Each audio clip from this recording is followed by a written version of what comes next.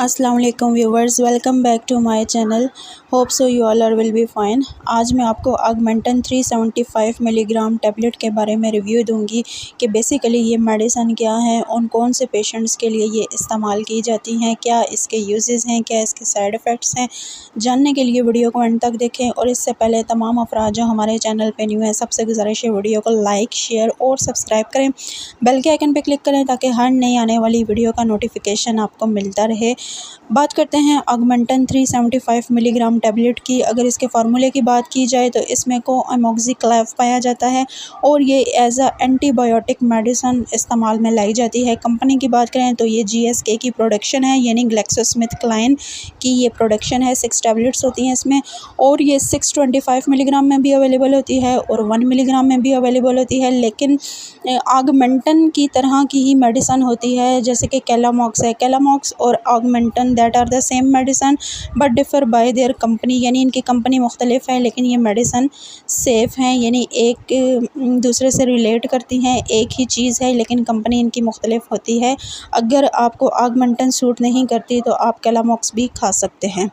ये था ओवरऑल इस मेडिसिन का इंट्रोडक्शन। अब हम बात करते हैं इस मेडिसिन के यूजेस की, कि इस मेडिसिन को आप जो है वो किन किन मकासद में इस्तेमाल कर सकते हैं। बेसिकली अगर बात की जाए यूजेस की तो यूजेस इसके बहुत हैं, जिसमें यूरिनरी ट्रैक्ट का इन्फेक्शन आ जाता है, यानी पेशाब की नाली में ज़ख़म होना या पस पड़ जाना, तो उस कंडीशन में भी आप इसको इस्तेमाल कर सकते हैं। बेसिकली ये बैक्टीरियल इन्फेक्शन को किल करती है, यानी बैक्टीरिया की वजह से जो पस बनती है, जो इन्फेक्शन होता है जिस्म के किसी भी हिस्से में, ये उसको किल करती है, उसको मारती है।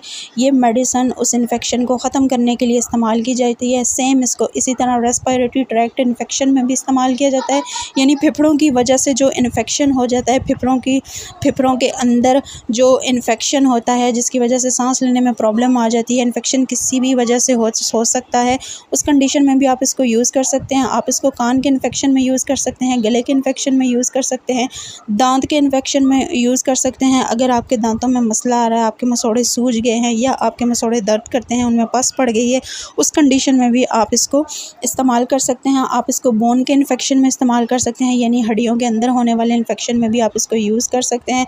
उसके अलावा इसका जो ख़ास तौर पे यूज़ बताया गया है या जो इसका स्पेशल यूज़ है वो फोड़े और फिंसियों की सूरत में भी, जो बड़े बड़े फोड़े हो जाते हैं, जो जिनके साथ आपको फ़ीवर भी हो जाता है, बुखार भी हो जाता है, उस कंडीशन में भी आप इसको इस्तेमाल कर सकते हैं। उसके अलावा अगर आपको कोई चोट लगी है, आपका ज़ख़म ठीक नहीं हो रहा, उसमें पस पड़ गई है, तब भी आप इसका यूज़ कर सकते हैं। उसके अलावा अगर किसी का ऑपरेट हुआ है या ऑपरेशन हुआ है, उस कंडीशन में पड़ने वाली पस की सूरत में भी आप इस मेडिसिन का यूज़ कर सकते हैं।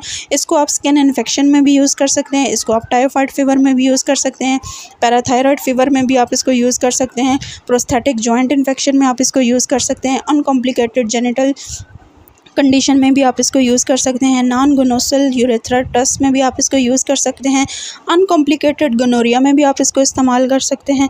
उसके अलावा आप इसको prophylaxis for insertion of an intratracheal device में भी आप इसको यूज़ कर सकते हैं, प्रिवेंशन ऑफ पर्टुसिस में भी आप इसको इस्तेमाल कर सकते हैं। उसके अलावा लेम डिजीज़ में भी आप इसको यूज़ कर सकते हैं। उसके अलावा साइनोसाइटिस में आप इसको यूज़ कर सकते हैं, ऑडिटाइटिस मीडिया में आप इसको यूज़ कर सकते हैं, अपर रेस्पिरेटरी ट्रैक्ट में आप इसको इस्तेमाल कर सकते हैं और लोअर रेस्पिरेटरी ट्रैक्ट में भी आप इसको यूज़ कर सकते हैं। यानी कोई भी आपके जिस्म के अंदर इन्फेक्शन है due to the presence of bacteria activity, यानी कोई भी बैक्टीरियल इन्फेक्शन है, स्पेशली पस अगर पड़ गई है जिस्म के किसी भी हिस्से में, ख्वाह वो हड्डियाँ हैं, हड्डियों के जोड़ हैं, स्किन है, मसल्स हैं, कोई भी ऑर्गन है, इंटरनल ऑर्गन है, तो आप इस मेडिसिन का यूज़ कर सकते हैं। ये आपका जो इन्फेक्शन है उसको बिल्कुल क्लियरली ख़त्म कर देगी और इसके बहुत ज़्यादा अच्छे रिज़ल्ट्स हैं। आप इस मेडिसिन को इन कंडीशंस में यूज़ कर सकते हैं। ये थे ओवरऑल ऐसी कंडीशंस जिसमें आप ये मेडिसिन यूज़ कर सकते हैं। अब हम बात करते हैं कि साइड इफ़ेक्ट्स क्या हैं, यानी ऐसी कौन सी कंडीशन है जिसमें ये मेडिसिन जो है वो आपको साइड इफ़ेक्ट्स देती है, या इस मेडिसिन के यूज़ करने से आप पे क्या मुज़र असरात हो सकते हैं। तो उसमें जो पहला मुज़र اثرات ہے وہ زیادہ تر پیشنٹس میں دیکھا گیا ہے کہ ان کے معدے میں درد ہوتا ہے، یعنی اسٹمک پین ہوتا ہے، ان کا معدہ کام نہیں کر رہا ہوتا۔ ویسے بھی اگر کوئی بھی میڈیسن ہے تو وہ آپ کو لازماً جو ہے وہ اسٹمک پین دے گی، because it self a chemical, okay. تو یہ جو ہے وہ لازماً آپ کو معدے کا درد ہو سکتا ہے اس سے۔ اس کے بعد آپ کو نوزیا ہو سکتا ہے اس میڈیسن کے یوز سے۔ اگر آپ اس کا اوور یوز کریں گے، یعنی کہ اس کو اگر آپ روٹین میں استعمال کریں گے تو پھر آپ کو اس سے جو ہے وہ ڈائریا بھی ہو سکتا ہے، ڈرائی ماؤتھ کی کنڈیشن آپ کی ہو سکتی ہے، یعنی کہ آپ کا جو منہ ہے وہ خشک ہو سکتا ہے۔ اس کے علاوہ ہارٹ بیٹ تیز ہو سکتی ہے اور زبان میں چھالے آ سکتے ہیں، یعنی کہ آپ کی زبان کے اوپر چھالے بھی ہو سکتے ہیں۔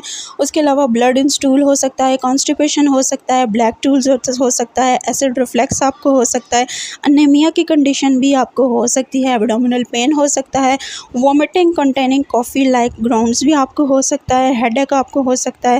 اس کے علاوہ پینکریاٹائسس ہو سکتا ہے، سلیپ ڈس آرڈر ہو سکتا ہے، رسک آف انفیکشن آپ کو ہو سکتا ہے، اور ہائپر سینسٹیوٹی کا ریئیکشن بھی کسی حد تک آپ کو ہو سکتا ہے۔ اس کے علاوہ آپ کو ایلیویشن آف لیور انزائم بھی آپ کو ہو سکتا ہے۔ یہ تھے اوور آل اس میڈیسن کے سائیڈ ایفیکٹ۔